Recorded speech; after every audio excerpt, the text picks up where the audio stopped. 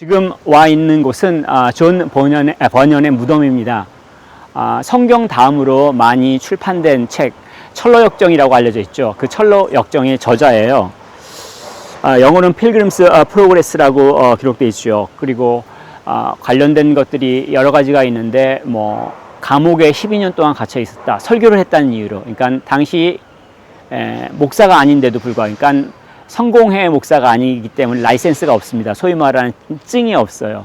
그럼에도 불구하고 설교를 했기 때문에 잡혀서 12년 동안 감옥에 있으면서 마지막 때 쓴 게 바로 철로역정인데, 여러 가지 것들을 생각할 수가 있습니다. 먼저 이 사람이 자란 곳은 엘스토우 지역, 그러니까 베드포드 지역인데 굉장히 시골이에요.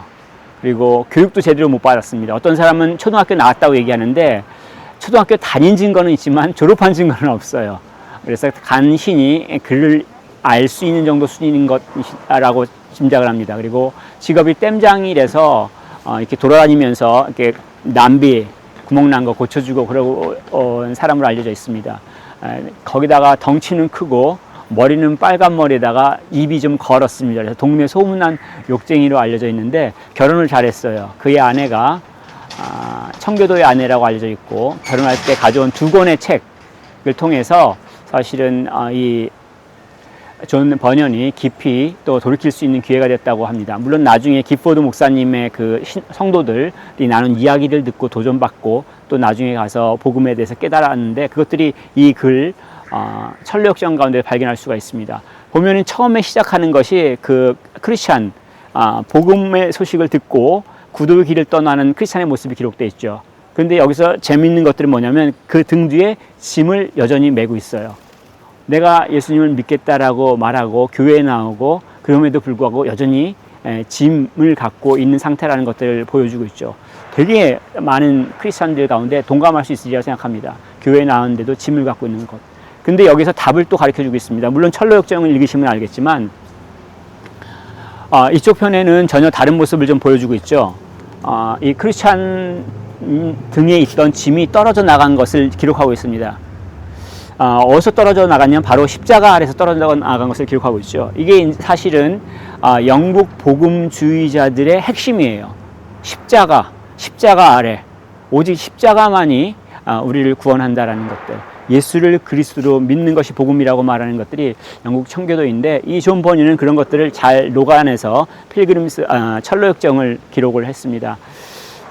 또한 더불어서 우리가 믿는다는 것이 딱 한 번 믿어 하고 끝나는 것이 아니라 주님 오실 때까지, 도달할 때까지 우리 가는 어떠한 여정이라는 것을 좀 보고 있죠. 그 가운데 일어나는 많은 것들을 우리가 기억할 필요가 있고, 우리가 영적 전쟁 가운데 있다는 것들을 기억할 필요가 있습니다.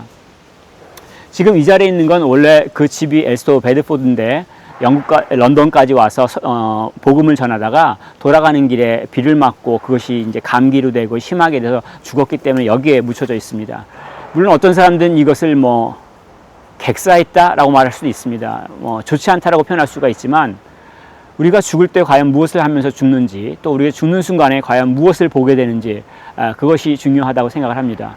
우리가 만약에 죽는 순간에 저승사자와 같이 두려운 존재를 보면서 공포 가운데 죽을 수도 있고, 반면에 스데반 집사와 같이 돌을 맞아 죽는 가운데서도 하늘문이 열리고 주님께서 일어나면서 반기는 모습을 보면서 죽을 수도 있습니다.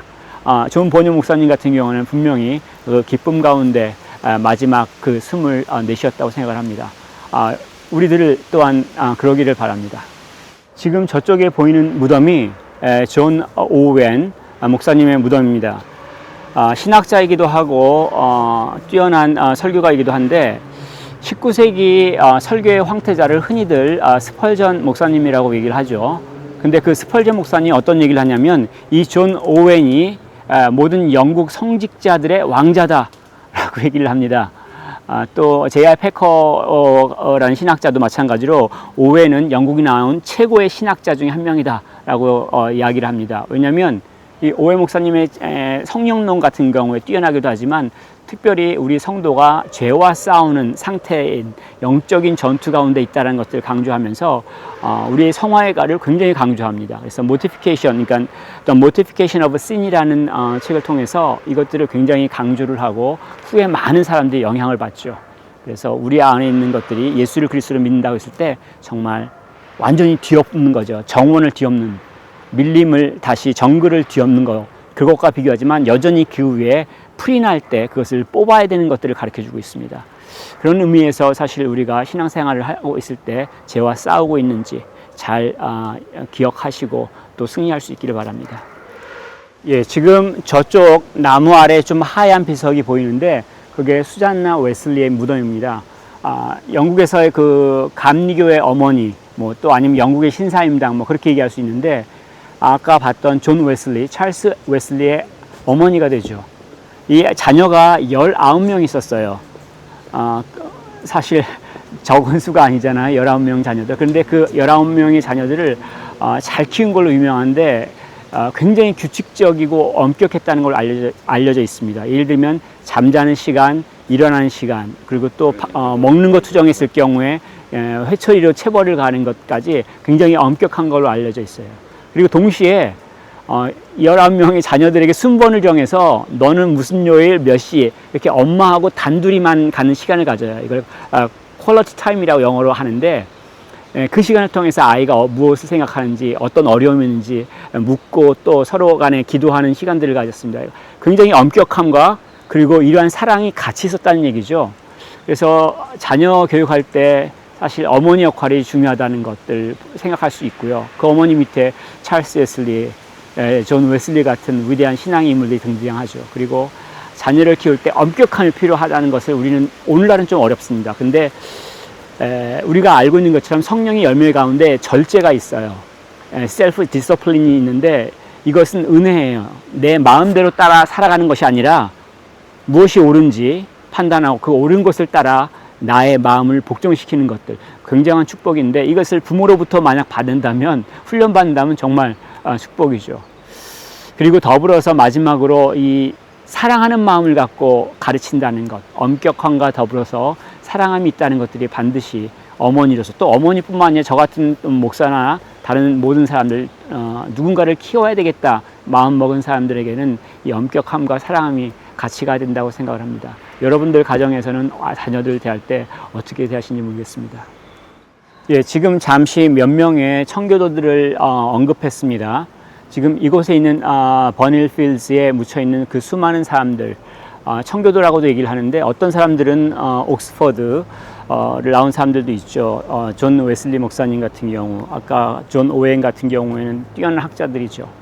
또 반면에 존 버니언 같이 전혀 교육을 제대로 받지 못한 사람들, 또 아이작 와트 같이 재능은 있지만 비국교도이기 때문에 대학을 좋은 데를 못 가는 경우도 발생합니다. 근데 이렇게 다양한 사람들을 어떻게 하나로 묶을 수 있을까요? 어떤 공통점이 있을까요? 예, 영국에서는 이것들을 복음이라고 얘기합니다.